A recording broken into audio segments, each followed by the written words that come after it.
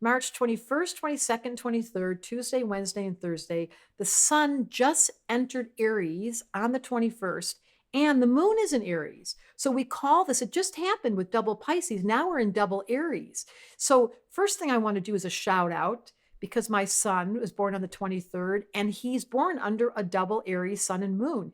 Now we're on a cusp because on the 21st, everyone always wants to know during those leap years, the year changes by one day. And so we never really know when the cusp is. It's March 21st. And it's also this changing of the seasons.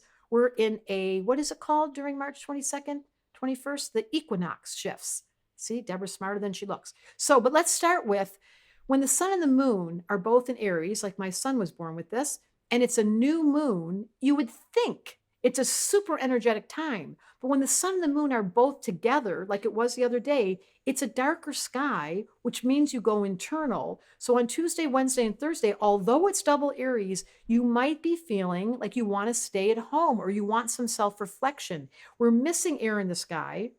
There's the most fire we've had in the sky. 4 planets are in fire. It's the most we've had all year. So it's an energetic time, but it's an internal time. And what we do during a new moon, especially double Aries, which is so beautiful because it's not just the sun and moon, Mercury and Jupiter, it's the 4 planets in fire. It's saying to all of us, there's a new season coming. We're just passing that equinox. We have the opportunity to start something new, but rather than jump in like typical Aries, because it's a dark sky, time for reflection. Under a new moon, what we're supposed to do, and this is our second one this month, is do inner reflection. So the question you would ask if you were a double Aries is, am I comfortable starting new things? Am I willing to stand up and be noticed?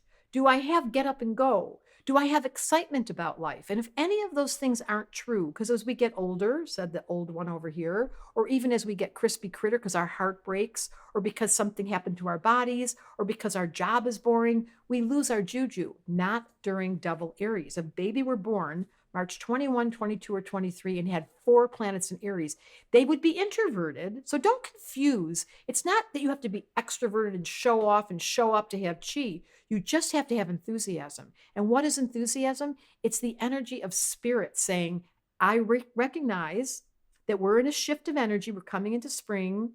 I recognize the sun and the moon are in fire, and I'm being invited to do self-reflection and ask this question.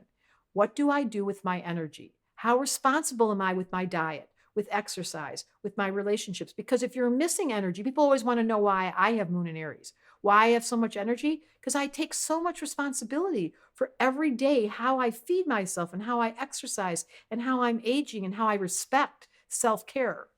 Here's the prayer for double Aries today.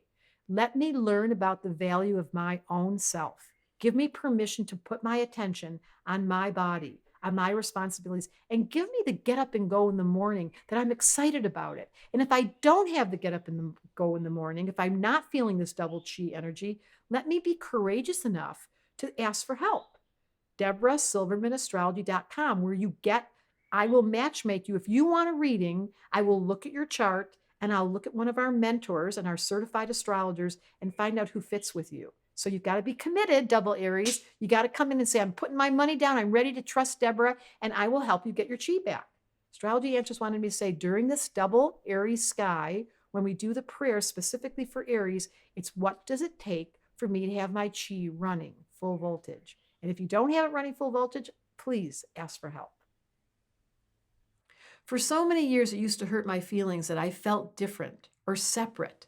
And then I realized it was a gift in disguise. It meant that I had a uniqueness and I didn't have to follow what others did. This is what astrology is all about. It's about promoting individuality, celebrating diversity, and letting you be quote unquote weird. It's not a bad word. It just means that you're unique. Let's change it. So I created Tell Me a Story. It's an intimate writing class. I'm your teacher, and it allows you to change those judgments or those misinterpretations of your character so you feel better about you.